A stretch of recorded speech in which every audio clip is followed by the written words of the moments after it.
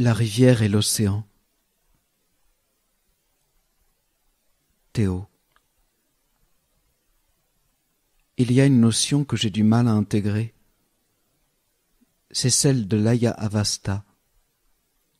Tu m'as dit que c'est l'équivalent sanskrit de l'anéantissement des mystiques chrétiens et du fana des soufis. Je trouve facile de vivre l'Aya Avasta durant les méditations profondes. C'est même une joie ineffable.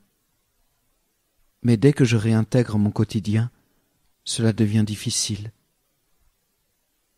L'ancien garde un long silence qui s'approfondit progressivement, tout en restant totalement attentif à Théo.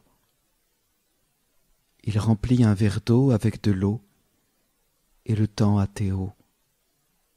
Je te pose une question spirituelle fondamentale et tu me réponds par un verre d'eau. En réalité, l'ancien prépare Théo à recevoir sa réponse. En lui faisant boire de l'eau chargée de transmission divine, il emmène la conscience de son jeune ami vers les plus grandes profondeurs du cœur. Il dit : « Quand la rivière se jette dans l'océan, elle perd son nom. » La phrase percute l'esprit de Théo. Il est ébloui. Cette métaphore m'inspire. La rivière perd tout naturellement son identité quand elle rejoint l'océan, et tout se fait en douceur. La rivière en amont continue sa vie. Elle jaillit des profondeurs de la terre, puis s'écoule en traversant différents reliefs, contournant ou submergeant les obstacles. Elle reçoit les eaux de la pluie et les eaux des autres petits ruisseaux. Elle bouillonne en cascades, se repose paisiblement dans les lacs et se retrouve parfois même emprisonnée par un barrage. Elle irrigue toutes les terres qu'elle traverse. Plus elle avance vers l'océan, plus elle s'enrichit de limon, nourrissant les terres environnantes. Les cours d'eau s'associent souvent entre eux. Ils cheminent tous avec le même but, se jeter dans l'océan, source de vie et de régénération. Plus la rivière s'en approche, plus elle a envie de s'immerger et de se perdre dans les profondeurs océaniques. Souvent, vers la fin de son parcours, vers le delta, elle semble se perdre dans un dédale de marécages qui abrite et nourrit une multitude de vies sauvages. Ces eaux deviennent troubles, parfois saumâtres, mais c'est juste la dernière étape initiatique avant de se fondre dans l'océan infini. Plus elle avance, plus le temps lui semble courir vite, et pourtant la fin du parcours lui paraît interminable. L'ancien. Le plus difficile, c'est toujours le premier cycle. Une fois que la rivière a perdu son identité, en se jetant dans l'océan, elle devient l'océan. Sa conscience englobe tout l'océan. Elle perçoit non seulement son propre parcours, mais aussi celui des nombreux cours d'eau qui coulent inexorablement vers l'océan. Théo. Elle est comparable à un maître des eaux océaniques qui pourrait guider torrents, ruisseaux, fleuves et rivières dans leur parcours de vie et leurs étapes initiatiques.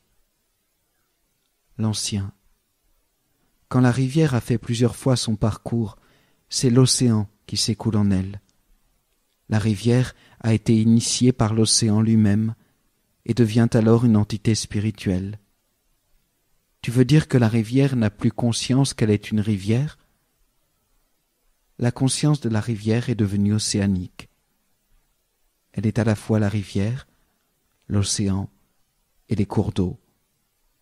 Elle est l'eau. Qu'est-ce qui distingue une rivière à la conscience ordinaire d'une rivière à la conscience océanique? La rivière à la conscience ordinaire a un nom. Elle s'identifie à son cours, à son action, au paysage qu'elle traverse, à ses périodes de crue et de sécheresse, ou bien à l'effet qu'elle produit sur les insectes, les oiseaux, les terres, les animaux et les hommes. Elle peut être calme ou tourmentée, selon les moments. À l'opposé, la rivière océanique est toujours équilibrée et sereine, quoi qu'elle traverse. La conscience océanique ne s'identifie qu'à l'eau océanique et à sa source originelle. Elle ne voit que l'eau océanique qui s'écoule dans son lit. La conscience de ses actions et de leurs fruits est toujours reliée à l'océan. Il y a bien longtemps qu'elle s'est oubliée en lui. Seule l'eau océanique alimente les nappes phréatiques, les eaux qui courent en surface, les lacs, les nuages et la pluie, chargés de ses bénédictions. Elle ne fait pas de distinction entre l'humble rivière et le fleuve majestueux qui traverse et alimente de vastes territoires. L'eau est simple, comme Dieu.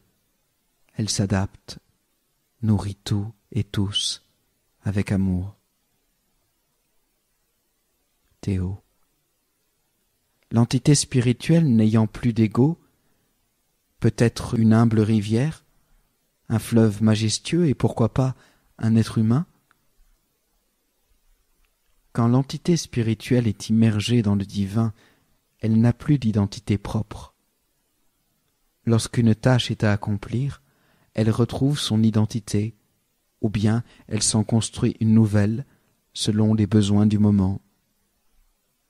Théo. Tout comme Babuji a été Patanjali.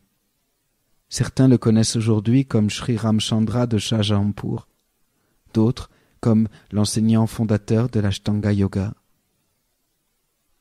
L'ancien. Son entité spirituelle est cela et toute autre chose encore. La difficulté en tant qu'être humain est d'être capable de concevoir que nous sommes des individus multidimensionnels, que nous appartenons à la trame unique qui couvre tout l'univers et ses mondes. Le lien qui relie les individus est divin. Il les anime par son souffle, sa volonté et son amour. Théo. Comme disait Babuji, nous sommes tous unis et interdépendants. Cela rappelle la physique quantique avec l'amour en plus. L'ancien. Dans la voie de l'amour, tout se fait en douceur. L'esprit entièrement tourné vers le Seigneur. C'est l'ego qui voit cela comme une dissolution du moi. Mais il n'y a pas de perte, seulement du gain. Durant le processus de l'Ayavasta, nous lâchons progressivement notre pauvre petite personnalité pour devenir comme lui. Nous perdons nos appropriations, c'est-à-dire notre création, et en retour, nous gagnons sa création, l'entière création. Notre conscience, qui jusqu'à présent était à l'étroit, peut se déployer à l'infini. Et comme toujours, nos deux amis se laissent glisser doucement dans l'océan infini de la méditation. La rivière et l'océan.